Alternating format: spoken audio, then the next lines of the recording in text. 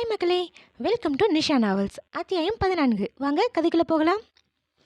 அந்த நெடுஞ்சாலையில் வாகனங்கள் மிதந்து கொண்டிருக்க அதில் ஒரு வாகனமாக சென்று கொண்டிருந்தது தயாவின் உயர் ரக சொகுசு கார். அதில் தயா மட்டுமல்லாமல் அருகில் அமர்ந்திருந்தது மதியும் தான்.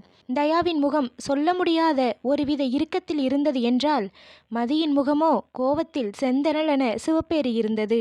அவளது நினைவுகள் 2 மணி நேரத்திற்கு முன் நடந்தவற்றில் சென்று நின்றது.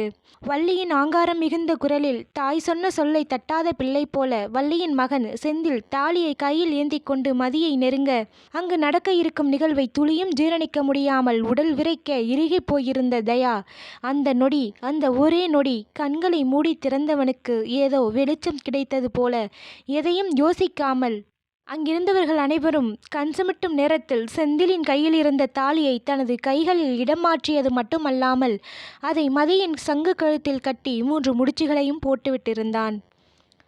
ஆனால் அந்த தாலியை மதியின் கழுத்தில் கட்டும்போது அவளின் மீது உச்சபட்ச கோவத்தில் இருந்தான். அதற்கு காரணம் அவள் வாய் திறந்து தன் மறுப்பை தெரிவிக்காது கண்மூடி அமைதியாக நின்றதுதான். வள்ளியின் பெரும் சத்தத்தில் மதி தன் கண்களை திறந்து பார்த்தவள் அதிர்ச்சியில் உறைந்தே போனாள். அவள் விழிகள் இரண்டும் தயாவின் முகத்தை விட்டு நகர மறுத்தது. தயாவும் நொடிக்கும் குறைவாக அவளது முகத்தை பார்த்தவன் அவளை முறைத்துவிட்டு திரும்பிக் கொள்ள, வள்ளி, டேய், யாருடா நீ? என் மகன் கட்ட வேண்டிய தாலியை நீ கட்டுறதுக்கு என மதியின் கழுத்தில் தொங்கிய தாலியை பறிக்கப் போக அவரின் கையை அழுத்தமாக பிடித்து தடுத்திருந்தான் தயா. அவன் கண்களில் தெரிந்த கோபத்தில் எச்சிலை விழுங்கிக் கொண்டு நின்றிருந்தான் செந்தில். அங்குள்ள அனைவருமே திகைப்பாக வேடிக்கை பார்த்தவாறு இருக்க தயாவே பேசினான். வள்ளியை முறைத்து பார்த்துவிட்டு அவரின் கையை விட்டவன் அனைவரின் முன் நின்று சற்று சத்தமாகவே, இங்கே பாருங்க, இப்போ இவ என் பொண்டாட்டி. நடந்த விஷயங்களை காது கொடுத்து கேட்டிருந்தா இப்படி ஒன்று நடந்திருக்காது. ஆனால் இங்கே உள்ள யாரும் எதையும் கேட்க தயாரா இல்லை என்றவன் வள்ளியை தீப்பார்வை பார்த்து, சம்பந்தப்பட்டவங்க கூட சுயநலமாக தான் பேசினாங்க என்றவன் தன் குரலின் ஒலியை சற்று குறைத்து, இப்போ நான் உங்கள் வீட்டு பொண்ணை கல்யாணம் பண்ணிக்கிட்டேன், அடுத்து நான் என்ன பண்ணணும்னு சொல்லுங்க என்று விட்டு அங்கிருந்து மதியின் பெற்றவர்களின் அருகே சென்றவன் அவர்களை ஆழ்ந்து பார்த்தான். பின் அங்கு நின்ற பெரியவரிடம், இப்போ இவங்களுக்கு மருமகனா இல்லை மகனா என்ன செய்யணுமோ அதை சொல்லுங்க, நான் செய்கிறேன் என பேசிக்கொண்டிருக்கும் போதே வள்ளி, ஏய், என் தம்பிக்கு கொல்லி வைக்க நீ யாருடா என கேட்டு சத்தமிட தயா உதடு வளைத்து, அவங்களோட மருமகன் என நக்கல் கலந்து சொல்ல வள்ளி வேறெதுவும் கேட்காமல் அவனை முறைத்து கொண்டு நின்றார். இவ்வாறெல்லாம் ஒரு பக்கம் அவன் பேசியபடி இருக்க மறுபக்கத்தில் மூச்சுவிடவும் மறந்து கருவிழி அசையாது உறைந்து போய் நின்றிருந்தாள் மதி. அங்கு அவன் பேசியது எதுவும் அவளது செவிக்குள் நுழையவில்லை. அவளது சிந்தனை முழுதும் தயா அவள் கழுத்தில் தாலி கட்டியதிலேயே இருந்தது. தனது கழுத்தில் செந்தில் தாலி கட்டவில்லை என்பதை நினைத்து சந்தோஷப்படுவதா, இல்லை எதிர்பாராது நேற்று அறிமுகமான ஒருவன் தாலி கட்டியதை நினைத்து கலக்கம் கொள்வதா என்றறியாமல் தவித்து போனாள். பின்னர் கொஞ்சம் கொஞ்சமாக நடப்பதை அமைதியாக கவனிக்க ஆரம்பித்தாள். அப்போது தயாவிடம் வந்த அங்குள்ள பெரியவர், தம்பி, சரிப்பா, நடந்ததெல்லாம் நடந்து போச்சு. என்ன இருந்தாலும் நீ இப்போ முத்துவேலோட மருமகனாகிட்ட. செய்ய வேண்டியதெல்லாம் நீ தான் செய்யணும். உனக்கு அந்த உரிமை இருக்கு. மற்றதெல்லாம் அப்புறம் பேசிக்கலாம் என்றவர் திரும்பி, ஏய் வாங்கப்பா, தம்பி அழைச்சிட்டு போய் ஆக வேண்டிய காரியத்தை பாருங்க என சத்தம் போட்டார். தயா அந்த பெரியவரை நன்றி கலந்த ஒரு பார்வை பார்த்துவிட்டு மதியை ஏறெடுத்தும் பாராமல் சென்றான். வள்ளிக்கோ எரியும் மனதை அணைக்க வழி தெரியாமல் கொதித்து போயிருந்தார். மதி நடந்த அதிர்ச்சியில் அழுகையை நிறுத்தி இருந்தவள் மீண்டும் அவளின் பெற்றோரின் அருகே சென்று அழுது தீர்த்தாள். மடமடவென வேலைகள் எல்லாம் துரிதமாக நடந்தேறியது. மதியின் பெற்றோர்களை எடுத்துச் செல்ல விடாமல் மதி அழுது ஆர்ப்பாட்டம் செய்ய பாவம் அவளை சமாதானம் செய்யத்தான் அங்கு ஆள் இல்லை. தயா அவளின் அழுகையை காண பொறுக்காமல் அவளை இழுத்து தன் கைகளுக்குள் அடக்கி அவளின் முகத்தை தன் நெஞ்சுக்குள் புதைத்து அவளது அழுகையை குறைக்க முயன்றான். அந்நொடி மதியும் தனது கண்ணீரை அவனது மார்பு நனையும் வரை அழுது தன்னைத்தானே தேற்றி கொண்டிருந்தாள். தயா மெதுவாக அவளை தன்னிடமிருந்து பிரித்து அவளின் விழிநீரை துடைத்து விட்டவன், அழாமயிரு, நான் வந்துடுவேன் என அவனின் அழுத்தமான வார்த்தை உச்சரிப்பில் சற்று தெளிந்தவள் போல நிமிர்ந்து அவனை காண அவனது விழிகள் இரண்டும் என்ன சொல்லியதோ அவளின் தலை தானாக சரி என்பது போல் அசைந்தது. தயா மொட்டையடித்து ஈர வேஷ்டியுடனும் மற்றும் ஈர துண்டை தனது அகன்ற தோள்களை மறைக்க முற்பட்டிருந்தான். அவன் முன் நடக்க சொந்த பந்தங்கள் சூழ தன் பெற்றோர்களை விழிநீருடன் வழியனுப்பி வைத்தாள் மதி. ஆகிற்று. முழுதாக 2 மணி நேரங்கள் கடக்க காரியத்தை முடித்த சொந்தக்காரர்கள் தங்களது வீடுகளுக்கு சென்றுவிட நெருங்கிய உறவினர் மட்டும் அவ்வீட்டில் இருந்தனர். தயாவும் வீட்டுக்குள் நுழைந்தான். சில சம்பிரதாயங்களை முடித்துக்கொண்டு யாருக்கோ அழைப்பு விடுக்க சற்று நேரத்தில் எல்லாம் 2 கார்கள் அடுத்தடுத்து வந்து நின்றது. அதிலிருந்து இறங்கிய ஆட்கள் கைகளில் இருந்த பைகளை தயாவிடம் கொடுக்க அதை வாங்கி கொண்டு அவர்களை அனுப்பினான். அதில் சில பைகளை மதியின் கைகளில் திணித்தான். அவள் கேள்வியோடு பார்க்க அதை சட்டை செய்யாமல் இன்னொரு பையில் இருந்த பணக்கட்டை எடுத்து செந்திலின் கையில் திணித்து, இது நீ வாங்கின தாலிக்காக என்றான். இவை அனைத்தையும் மற்றவரோடு சேர்ந்து வள்ளியும் வாயை பிளந்து கொண்டு வேடிக்கை பார்த்திருந்தார். உள்ளுக்குள், இவளுக்கு இப்படி ஒரு பெரிய பணக்காரன் கிடைச்சிருக்கானே என பொறுமாமல் இல்லை.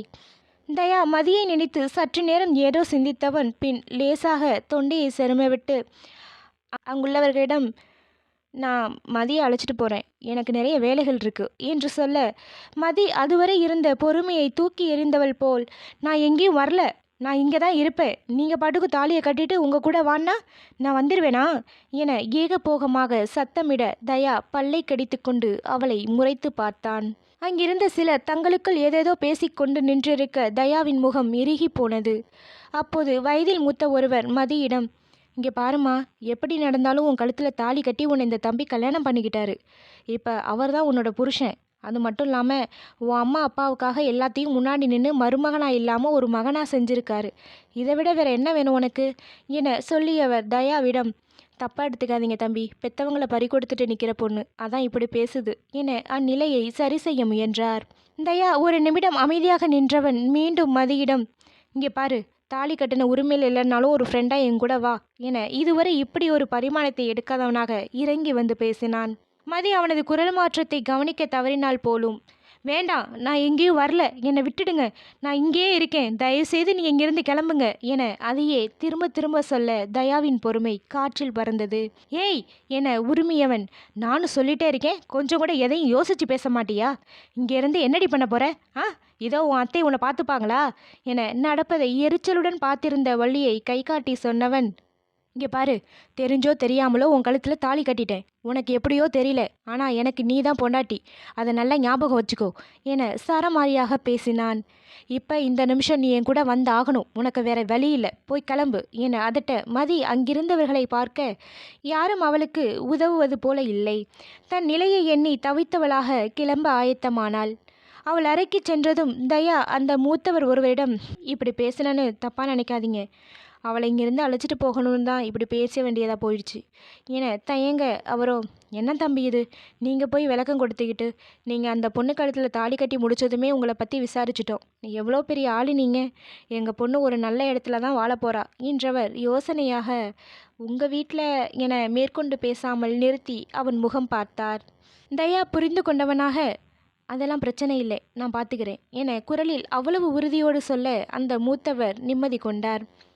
மேலும் தன்னை பற்றிய விவரங்களை அவரிடம் சொல்லி தன்னை தொடர்பு கொள்ள வேண்டிய தகவல்களையும் சேர்த்தே கொடுத்தான்.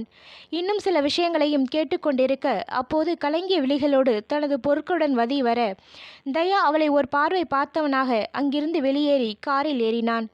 மதிக்குத்தான் தொண்டை அடைக்க தன் அழுகையை கட்டுப்படுத்தி கொண்டாள். கடைசியாக தான் வாழ்ந்த வீட்டை ஒருமுறை கண்களால் நிறைத்து கொண்டவள் மனமெல்லாம் கனக்க காரினுள் ஏறினாள். காரின் ஹாரன் சத்தத்தில் தன் நினைவிலிருந்து வெளிவந்தவள் ஒரு முடிவெடுத்தவளாக அழுத கண்களை அழுந்த துடைத்துவிட்டு, வண்டியை நிறுத்துங்க என்று தெளிவாக சொல்ல தயா என்ன சொல்றா என புரியாமல் என்ன என்றான். மதி சற்று சத்தமாக, கொஞ்சம் வண்டியை நிறுத்துங்க என சத்தமாக சொல்ல தயா அவளை முறைத்து கொண்டே வண்டியை ஓரமாக நிறுத்தினான். எதுக்கு நிறுத்த சொன்ன என தயா எரிச்சலாக கேட்க மதி அவன் முகத்தை பாராமல், நான் உங்க கூட வரல என்றாள். தயா நக்கலாக, ஓஹோ, என் கூட வராம வேற எங்கே போக போற என்றான். மதி அவனை நேராக பார்த்து, நான் எங்கே போனால் உங்களுக்கு என்ன சார் என சார் என்பதில் அழுத்தம் கொடுக்க தயா முகம் இறுக அவளை முறைத்துவிட்டு வண்டியை எடுக்கப் போக மதி காரை விட்டே இறங்கியிருந்தாள். அவளின் செயலில் தயாவின் கோபம் அதிகரிக்க, ஏய் என பல்லை கடித்தவாறு அவனும் இறங்கினான். இங்கே பாரு, ரோட்டில் நின்று மற்றவங்களுக்கு வேடிக்கை காட்டாத, வண்டியில் ஏறு என சொல்ல, முடியாது சார், நான் உங்களோட வரமாட்டேன் என மதி சொன்னதையே சொல்ல அவனோ கோவத்தில் கையை ஓங்கியே விட்டான். பின் இடமறிந்து கையை கீழே போட்டவன் அடிக்குரலில், இப்போ என்ன தாண்டி உன் பிரச்சனை என கேட்க, மதி கலங்கிய கண்களுடன், என் அப்பா அம்மா சாகிறதுக்கு காரணம் நீ தான், உன்னால தான். ஆனால் அதை மறந்துட்டு உன் கூட வந்து நான் வாழணுமா என்றாள். தயா புரியாமல், என்ன, நான் காரணமா என்றான் கண்களை சுருக்கி புரியாதவனாக. மதி ஆக்ரோஷமாக, ஆமா நீதான், நீ மட்டும்தான் காரணம். அன்னைக்கு எல்லாரையும் விட்டுட்டு எனக்கு மட்டும் ஏன் தனியாக டெஸ்ட் வச்ச? நீ தான் நான் உங்ககிட்ட பேசினதை மனசில் வச்சுக்கிட்டு பழி வாங்க என்னை மட்டும் போக விடாமல் செஞ்ச. நான் மட்டும் அன்னைக்கு நேரத்தோட வீட்டுக்கு போயிருந்தா இப்போ என் அம்மா அப்பா உயிரோடு இருந்திருப்பாங்க என சொல்லி தன் கைகளால் முகத்தை மூடி அழுதாள்.